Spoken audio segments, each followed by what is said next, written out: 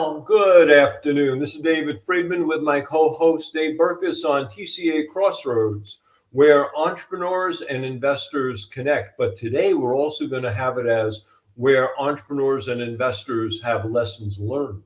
How are you, Dave? I'm doing fine, and lesson learned is just right. This is a subject today that is one that is near and dear to all of our hearts. I'd like to give you a statistic just to kind of set the stage. We're going to be talking today about why startups fail, and Dave is going to lead this. But just to let you know that I have made 214 investments, 164 secondary rounds. 41 of those have been positive exits, and some of them very big. 81 have been failures, and that's why we're talking today. Now, if you did your math, that means I still have 91 exits or 91 companies still going. But my IRR is very high because 6 of those 41 account for 90% of all my wealth. Is that strange, David? Not at all. I mean, that's exactly what we hear, and that's exactly what we see. You know, the interesting part of today is that we're going to be talking about failures and how to kind of prevent them. You know, when you're an entrepreneur, you want to be able to make sure you succeed and present it in a positive light. When you're an investor, you want to be able to find the big winners, and the other side of the coin is to avoid the big losers. This week was a good week. I had an exit on Influential, which was a big exit. That was part of our ACE2 fund that you ran. Yes, sir. I appreciate that. That money's already spent. And it was a good return too.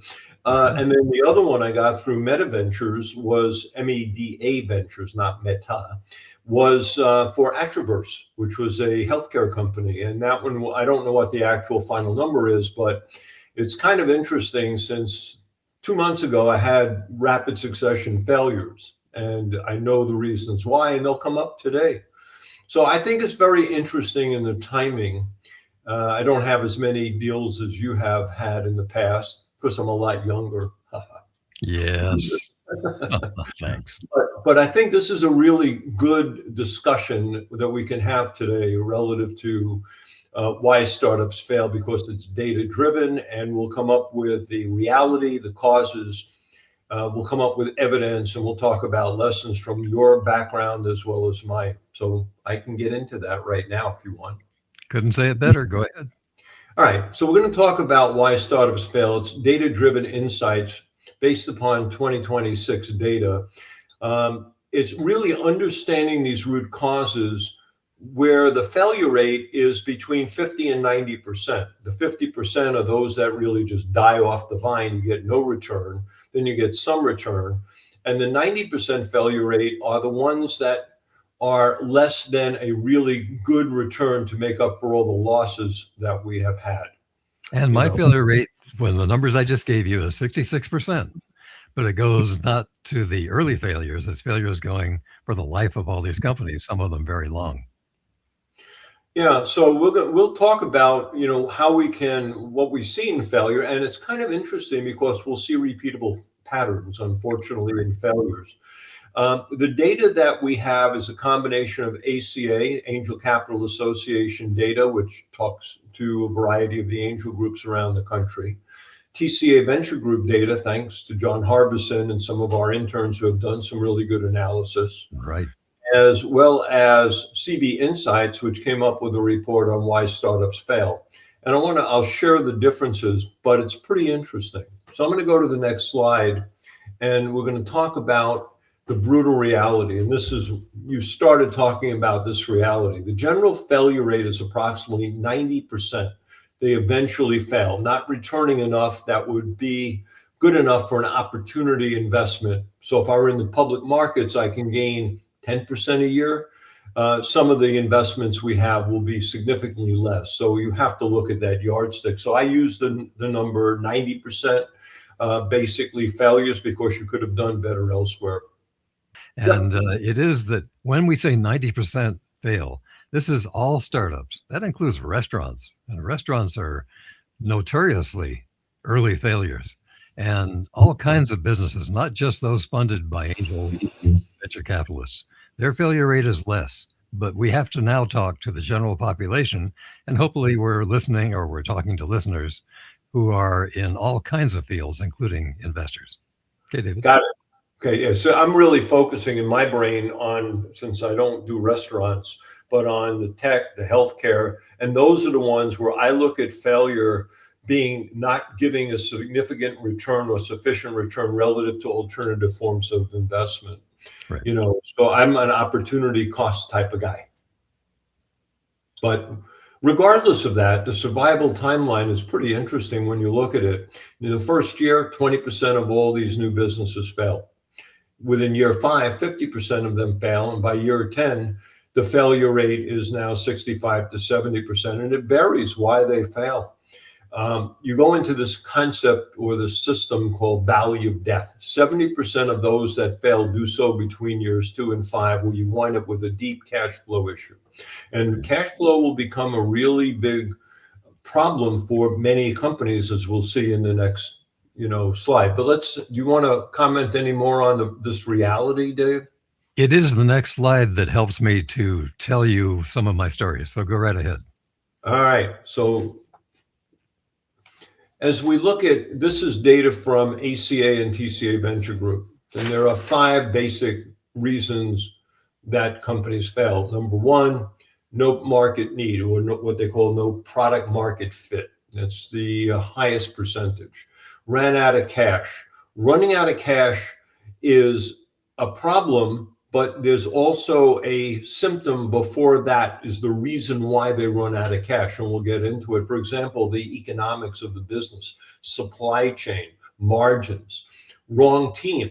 How many times have we seen the team have conflicts? They can't resolve the conflicts. So you get an arrogant CEO or a micromanaging CEO. Outcompeted. This one is particularly relevant in the technology area, where you've heard we have no competition for our business. I can talk about some of the problems that I've seen, even being guilty of saying there is no competition, because I failed to understand who the competition is, which is interesting. And finally, pricing and cost issues pick up a majority of things: margin economics, supply chain issues, cost, alternative sources of supply, and the like. I'll give it over to you for some comments, Dave. So I would have stories in each one of these 5, and we don't have time for that, but I'd like to kind of add a 6th. And that is, sometimes there are so many companies, AI, into tools, AI tools, that they overrun the industry. There are thousands, I would estimate 3,000 or 4,000 AI tool companies that have been hatched during the last 3 years. And probably my guess is 6 or 7 of those are going to survive. Now, 25 or 30 of them are going to be bought by those 6 or 7. And you can name the 6 or 7 companies. They are Anthropic and all others that really have a base right now, or the big guys like Amazon, Meta. Those will probably absorb tools, because tools are great when part of giant applications. They are not great when they are sitting standalone. So I would be very cautious about AI investments in tool companies today, despite the fact that I made one recently. So that's number 1 that's important. So that'd be number 6. Number 1 is this no market need. That is such an important one. Notice 42%, almost half of all failures happen because they couldn't find their market. And so it's kind of product market fit. Or it is, maybe they never realized that what they were inventing was the engineer's dream, not the customer's dream. And I've always said to these young CEOs, before you do anything much, go with a wireframe, a prototype, something to potential customers and get feedback before you do anything else, before you put a lot of money into development. I'll stop there because there are so many stories. Yep, I'm going to go into the next one, which is a correlate to this and an overlapping Venn diagram of sorts. This data is from CB Insights. Startups fail, and you'll see the relationship. Unit economics don't work. That's the cost issue. You run out of capital. That's a symptom of other problems. You run out of capital. I was in a company, we ran out of capital because the CEO and the team decided to just spend willy-nilly on all these great benefits for everybody, failed to understand that they can't do that. And all of a sudden, they started laying off people. There's a startup that I was in years and years ago. Right. No product market fit clearly. And this one is interesting too, from the perspective of when I say no product market fit, we see several companies coming to us with better mousetraps. Better mousetraps don't work. I'd rather see discontinuous innovation or transformational innovation. So when you say no product market fit, the current solution is just as good as the other ones out there, and it's not worth the switch. So there's also the concept of switching costs that get into play. Macro and timing issues, just bad timing, different risk elements. And then the biggest one that I see, and the thing that I think the investors can keep their heads in the game about and focus on, is execution failure, or the other concept is execution risk. So the entrepreneur needs to tell the investor how they're going to make sure they minimize the risk of execution. And we'll see this happen in a different way when you look at long-term deals like healthcare, where there's a high capital intensity, or even in technology where you have quick product cycles. So comments, Dave? Yeah, I've got two of them for you. Number one is the story about running out of capital. And I'm going to tell this story in length. And so now it's time for me to promote a TCA Venture virtual event coming up very soon, where I'm going to be telling 20 stories in rapid fire succession. This is one of those, and I'm not going to tell it at length, but it's a company where I was there at the founding. I was the chairman. We raised $4 million. By coincidence, the company was also doing $4 million worth of gross revenue and was a little bit above break even when one of those four most major venture capital companies came along. I'm not going to name it because it's a little embarrassing. And a partner came on the board. They put $5 million in. I've always said the last money in has the first say. And the partner said after a while, "This is not interesting to me, even though you're making money now, and even though you dominate a little part of the industry. So stop selling, go back into development, develop for the Fortune 50, and it'll take 6 months," we said. And at the end of 6 months, he said, "Our major venture capital company will pay to market this product." So we did that. 6 months later, the demonstration to this guy and the board was successful. And I remember right now, this many years later, the quote, "My partners and I have voted to put no more money into this company." Company died. Only Silicon Valley Bank made part of their loan back, and none of us made any money because we were driven by this partner when we had a profitable business that was kind of dominating a segment of the industry. That's my story about running out of capital. There are several reasons for it. Your real reason, David, is a symptom of having done some bad management. And then finally, execution failure really fast. There is this story about whether or not it is these young people coming out of college, or young people who sometimes didn't even go to college, who are the best managers because they know the marketplace and they are great at engineering. Turns out that the average successful entrepreneur, new entrepreneur, is 42 years old. And so I wrote a blog post recently about that, about how about board members and how about some of these entrepreneurs when they're older? What are you getting for it? And what you're getting is experience, seeing the movie before. Execution failure isn't necessarily just because it was a bad product.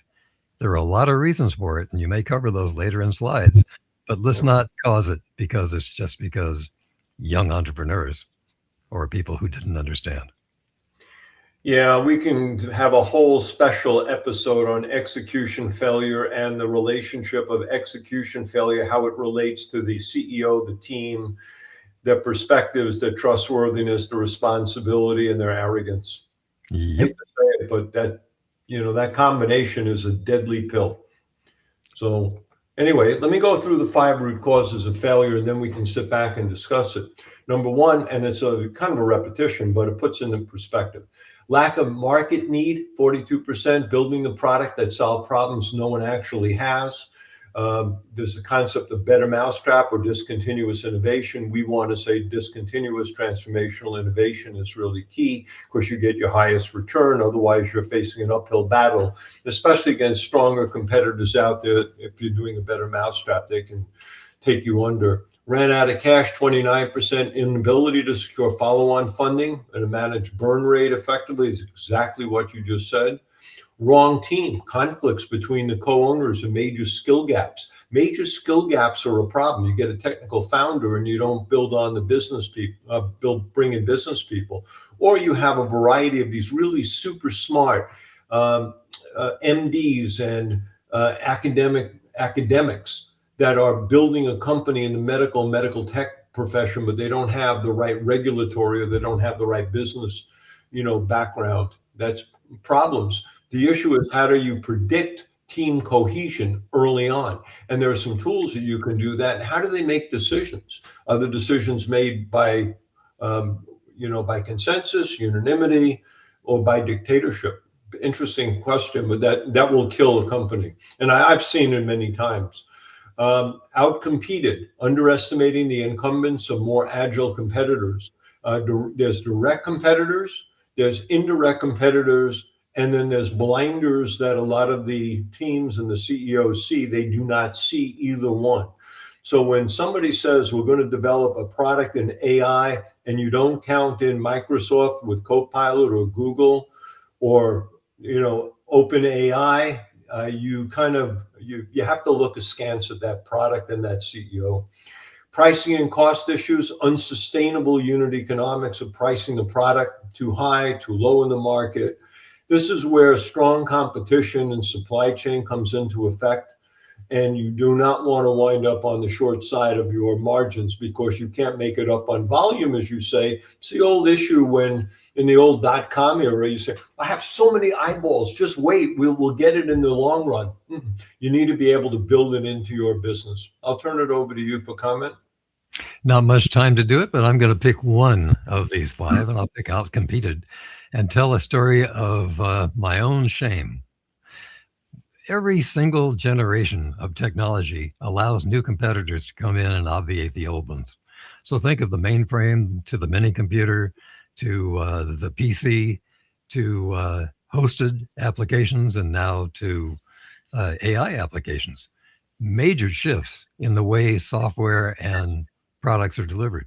So we had a mini computer application for the hotel industry that dominated the worldwide hotel industry with 16% of all of the systems worldwide. Now you think that was great, but then again, we suddenly saw a competitor, a little tiny company coming out of Germany that was the first to run on the IBM PCAT. And that company took 5 years to kind of begin to decimate our company. The good news is we sold it at the top.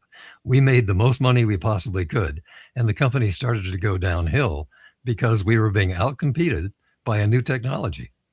And that's what I think I want to make that message clear to tell people is that there always are new technologies. The real question is, will these companies, will these managers be able to make the change, obviate their own product, and get into the marketplace to compete when the time is right? So let me add on to that from from another company perspective. Remember Xerox and PARC and technology? That's a story and a half. Kodak had digital photography. They said, no, it's going to eat our lunch.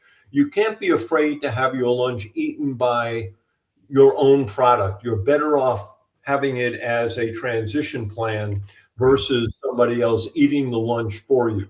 I'm very conscious of it having come out of the corporate world. How about Kodak for film? Intel, when they were building, Intel thinks 2 or 3 generations ahead, purposefully figuring out a way to obsolete themselves so they'll stay ahead of the curve. It hasn't worked recently because they missed the GPU market per se. I was just about to say TSMC and NVIDIA, and we could have that argument, but not right now. Let's see some more, David. All right. So let's look at industry-specific vulnerabilities. Just want to point this out. In information technology, which is basically your background and my background, you see a higher failure rate, 63% in 5 years. technology is relatively easy to replicate. So when somebody says, well, I have a really strong patent, patents don't necessarily, you know, govern whether or not you'll be successful long term. Healthcare, you have high capital, unique regulatory hurdles, long development cycles. And then when, to your point earlier, venture-backed risk, 75% of VC-backed startups never return cash to competitors, to investors, one reason or another. Thoughts?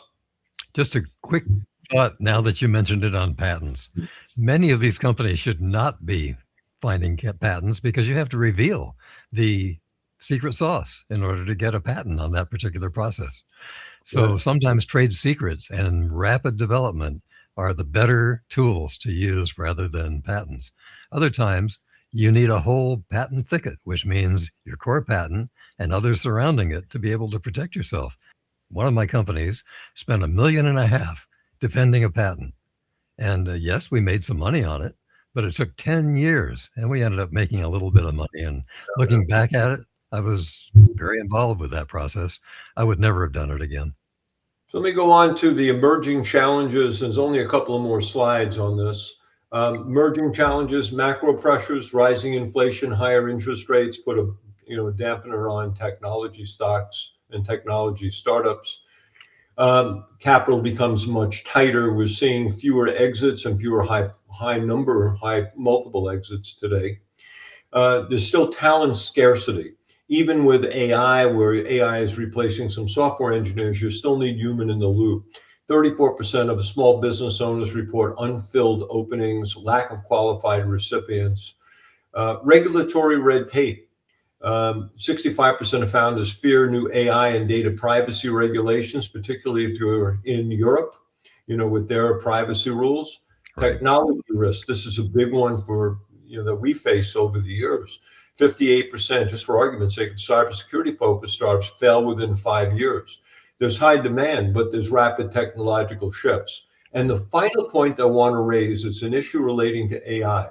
The AI hype masks clear moat and sustainable differentiation.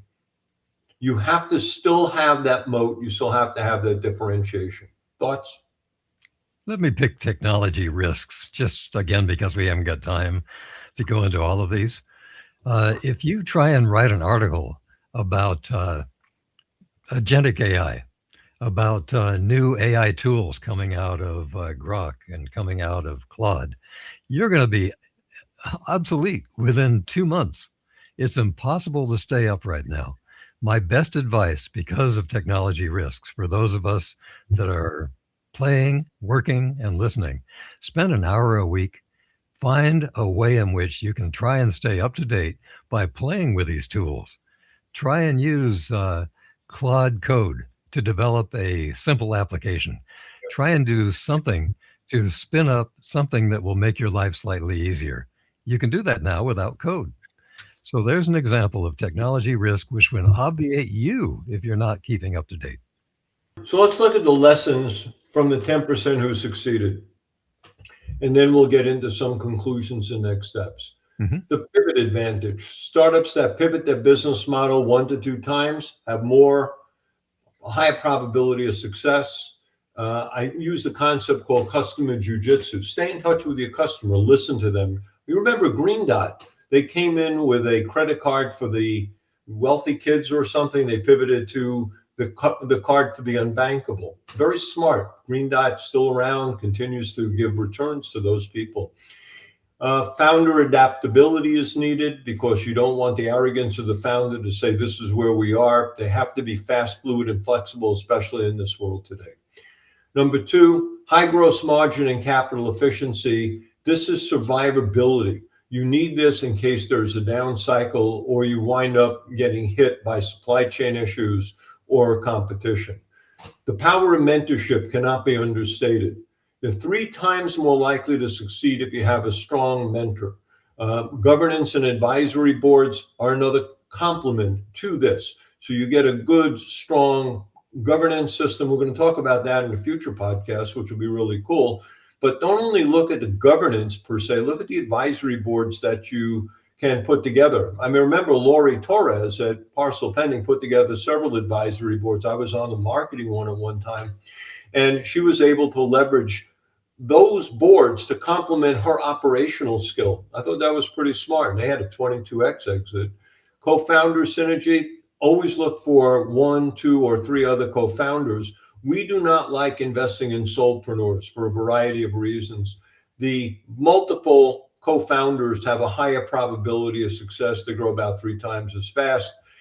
Use data-driven decisions. Companies not using data analytics are twice as likely to fail. Right. And I want to point out one other thing. I started doing this with our AI system at TCA. I've done it in terms of my own investment and when I run the due diligence.